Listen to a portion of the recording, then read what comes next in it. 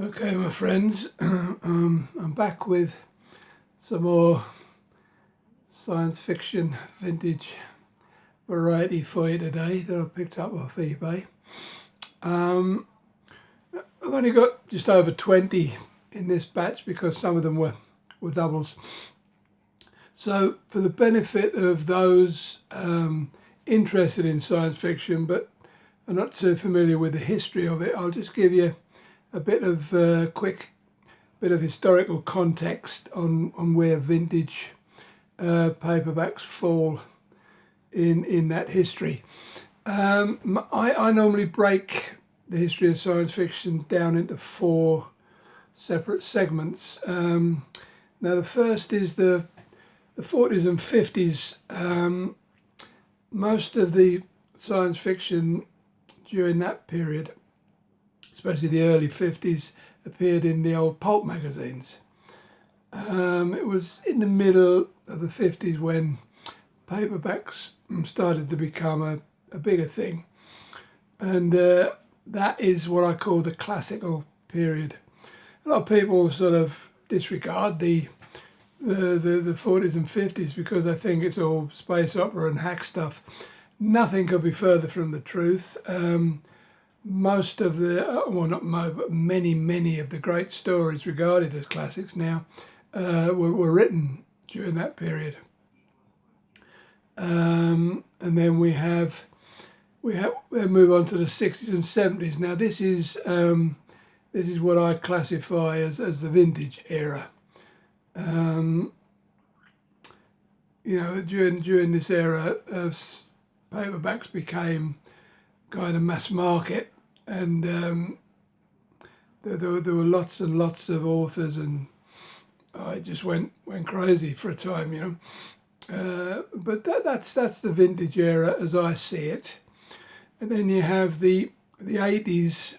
We move on to the 80s and the early 90s. So the middle 90s, we've got what I call the retro period,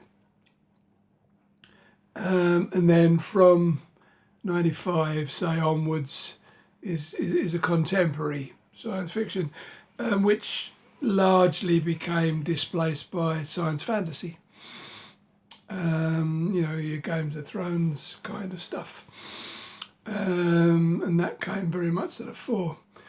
So science fiction kind of moved into the background. Well, it's always been there, but it wasn't as popular as it used to be. So that's a quick brief history of the science fiction, if you like. Now, the items I bought in a job lot today I was very pleased with because they're all basically 60s.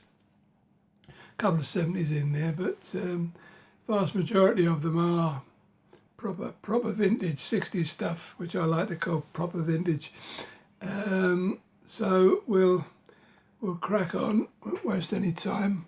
Right, Robert Heinlein, Between Planets, popular author. That's it's a New English Library edition, and that's from 1971. It's the first NEL paperback, so I assume, it's the first, looks like the first UK paperback edition. Very plain cover, but very nice nevertheless. Then we have one of these nice anthologies from the period, Best Stories from New Worlds. Now, I've already done a video about the New Worlds magazine when it went to paperback, of which I collect.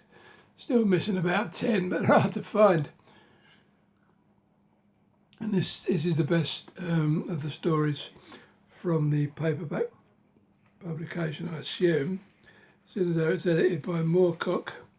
And this one is a reprint. Actually, it's a second edition from 1969.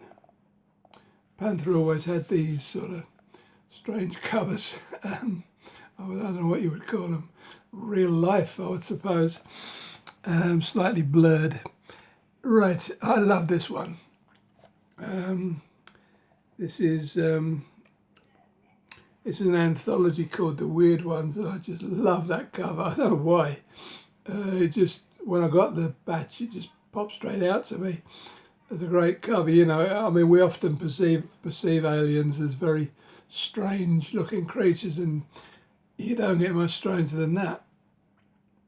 The Weird Ones, yeah, it's a corgi paperback, and it has about 7 stories in by more famous authors, and it's the first British paperback from 1967.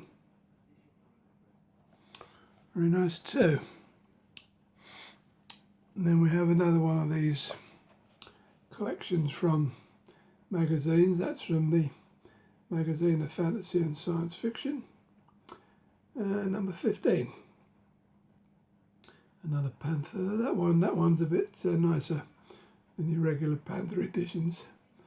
Yeah, this I'll show you. That has, you know, fairly famous authors there. That'll just be just a few of the authors. I think there'll be more than 4 stories there, but yeah, there's about 10, and this is Panther edition 69. So yeah, that'll be a first British paperback also. Okay, and we have this little series that Penguin did. Obviously, Penguin science fiction stories, and I think there was more, and this is yet more. I don't know if they did any more, yet more, or yet more. I'm not sure which. But yeah, that's typical Penguin of the era with a painting. That'll be by some famous painter. I don't know who. Yes. Apparently it's from Mattars the Angry One. I've never heard of that particular painter, but there you go, quite nice. Unfortunately, the spine got a bit discoloured there. You can see edited by Brian Artis, but the rest of it's a bit bleached out from the sun. Nevertheless, quite a nice volume with some Penguin always printed good stories, and that is a first British paperback from 1964. There you go. It's getting on for 60 years old. Not bad at all. Right, then we have this Moorcock edited. I would imagine this is a little bit later.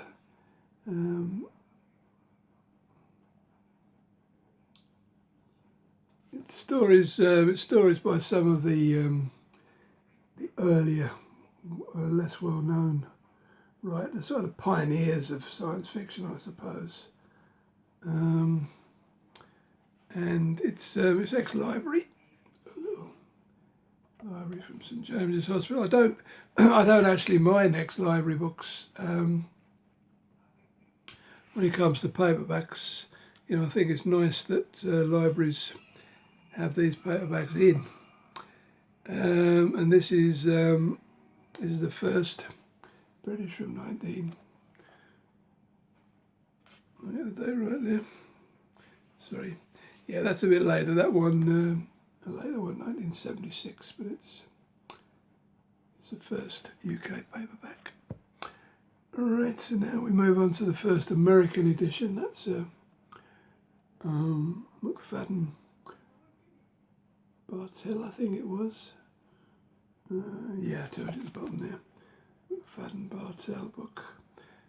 States, although it was distributed over here, as you can see. Frozen Planet for science fiction novellas by Keith Laumer, Daniel Key, 5 actually, because you've got the Frozen Planet as well. Clifford Simak is one of my favourite authors, and this is the first American paperback from '66.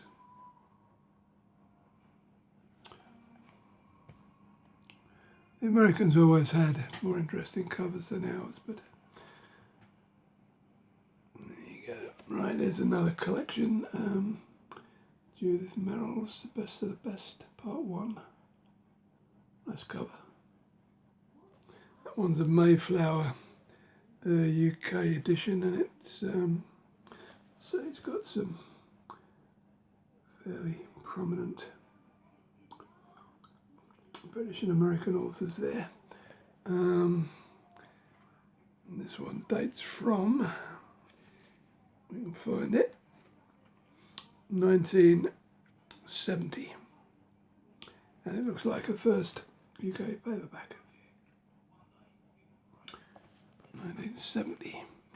Okay, then we have another Robert Heinlein, The Worlds Of. Obviously that's a collection, a very thin collection, I have to say. I wouldn't imagine there's too many stories in there. Just 4, and that is a reprint. It's a second edition from 1972. Nice cover there. Robert Heinlein's one of these Marmite authors. You know, you either love his style or you hate him. A lot of people didn't like him because of his political views, but he's entitled to those, the same as any of us. Right, Walter M. Miller. One of those weird panther covers again. View from the Stars. I'm not really familiar with this guy. I've not read anything of his that I know. It's a collection again, I would imagine from the mid-60s. Let's have a look. Yeah, well, later 60s, 1968, but it's the first UK paperback printing. Never too interested in these panther ones, but you know, from the right period as far as I'm concerned. Right, we can't have a buy, job lot buy without good old Isaac there, Isaac Asimov, The Martian Way. I thought I had this one, but I haven't. One of those weirdo panther covers. I think it's a novel, but no, it's not. It's a collection of 4 stories, and it's a second printing from 1967. Okay, that's the first little batch. I'll move the others a bit nearer. Excuse me while I...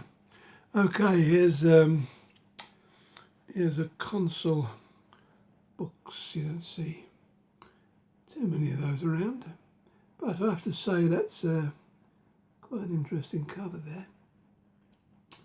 It annoys me actually that they don't, this is a side issue, it annoys me that they don't give the cover artist any credit. Well, in very rare cases they do, but I would say 95% or more of science fiction books don't have a credit for the cover artist. Probably because they commission a few, just bung them in a corner and use them whenever, you know. Anyway, that's Appointment in Space by a chap called Ernest J. Blow, who, until I received this, I've never heard of. I have to say it's in very, very nice condition.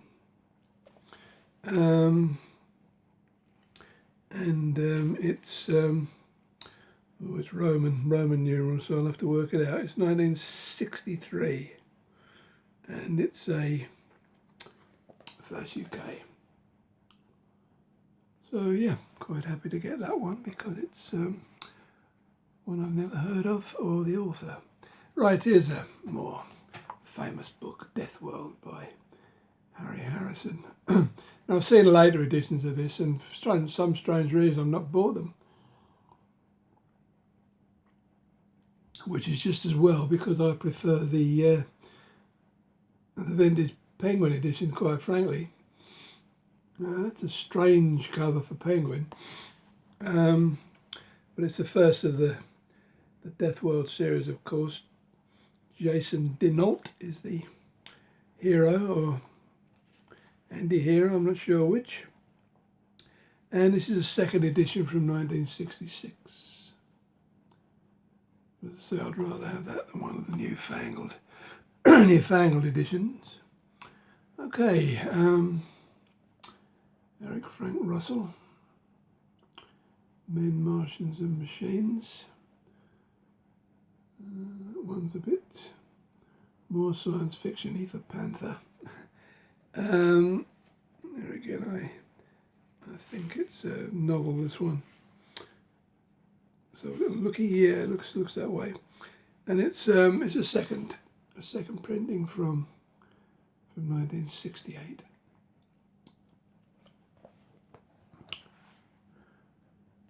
Okay, there's a famous book, Dragonflight by Anne McCaffrey. It's one of these ex-libraries, and it's got one of these nice plastic covers they put on to keep it in good nick.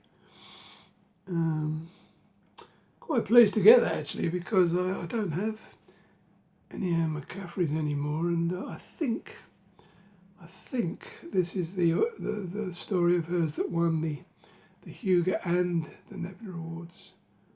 So you got to be good to win both of those in the same year.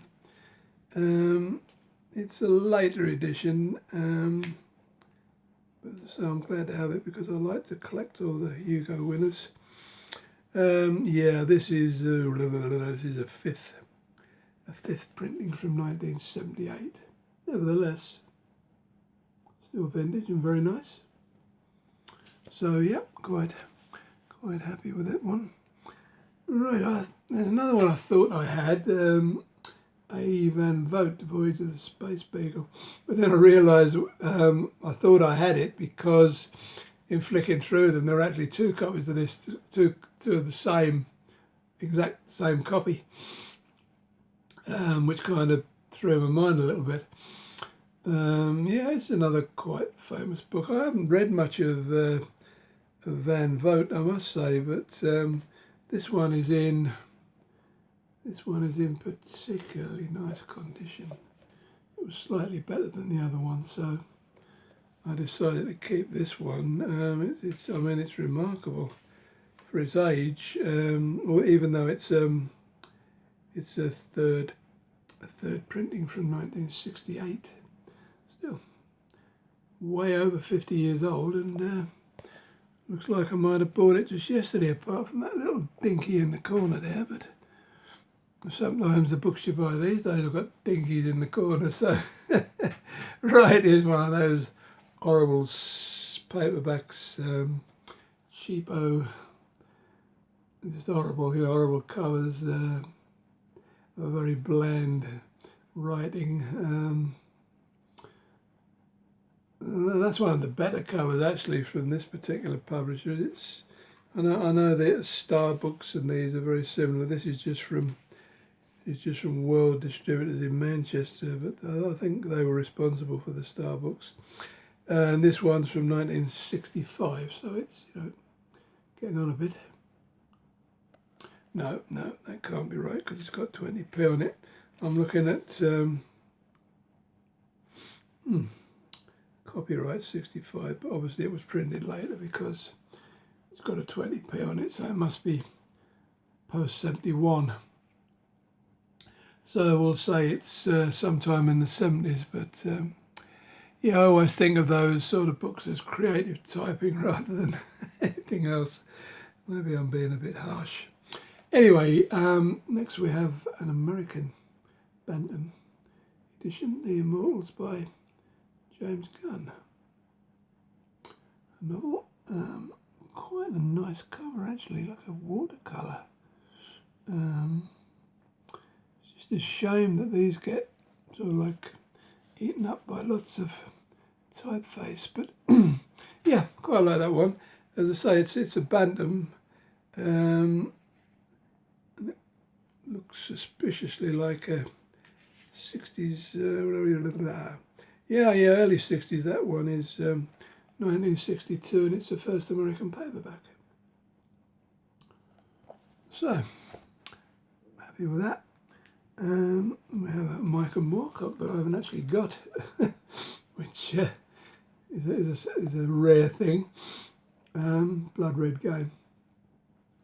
I don't know. I think this is part of the multiverse series, but I can't remember which. It's down as science fantasy.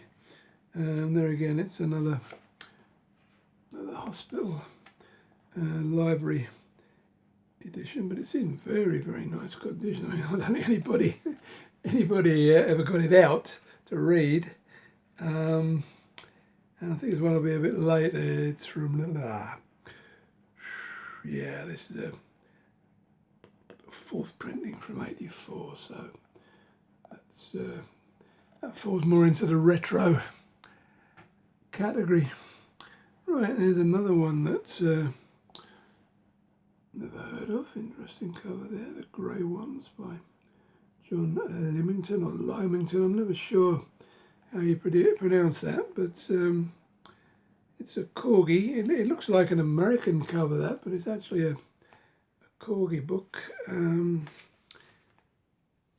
it was printed in 1962 and is the first British paperback. And then, last but not least, of the new ones, was Greybeard by Brian Artis. This is a very well thought of novel, this. Excuse me. Yeah, I've never read it. In fact, I've read very little Brian Artis, to my shame. But it's another Panther, and I'm guessing it hails from 1960s. Yeah, it's the first British paperback from '68. So that was the last of the new books. In this particular batch, there are a few either that were doubles of what was in there, or it was doubles of stuff that I already had. But you know, if you ever buy these job lots off of eBay, I normally aim for, I look at the pictures and see which ones I've got, and even if I've got a few, if they work out about £1 each or just over, I'm very happy to pay £1 each for vintage science fiction, quite frankly. But if you are going to buy them, do check the pictures, just to check the condition and what have you. But there were another two books in there that I kept, simply because I have modern editions of these. So that was Asimov's Second Foundation in very nice condition, actually. It's a reprint. It's a late print. It's about 5th or 6th printing, but it's a nice early. This one's from '71. It's a nice early edition, which I prefer. So I'll keep the modern editions, but I'll keep these as well. And then we have Foundation and Empire, which is the third of the series, and again that's a 5th or 6th printing, and it's from '69. So yeah, both vintage. So I will keep those regardless of the fact that I already have them. Yeah, that was it, folks. I picked up a few more from the charity shop I used, but I'll be doing those later on when I've got a few more to go with them. There's only about 8 or 9 there. And that's it. By the way, in case any of you were wondering what happened to you Destiny fans were wondering what happened to the Mega Blocks video that I did, I decided to send it back because somebody pointed out to me, it's just, all the bits were just in a food bag. I must have been half asleep when I opened it, because I didn't think anything of it. But yeah, it was a massive food bag, and I found out that the original came in about 9 sealed plastic bags with another light brick which made it 10. So I told the guy I wasn't happy with it, and I've sent it back, so hopefully I'll be getting a refund on that. But I thought I would take the video down, but if I rebuy it, I'll stick the video back up. Okay, folks, we're fast approaching 150th video, so I'll try and dream up something a bit different for you. But anyway, that's it for today. Thank you all for watching. Please continue to subscribe and like if you feel that you have liked it. And most of all, share it. Please share it.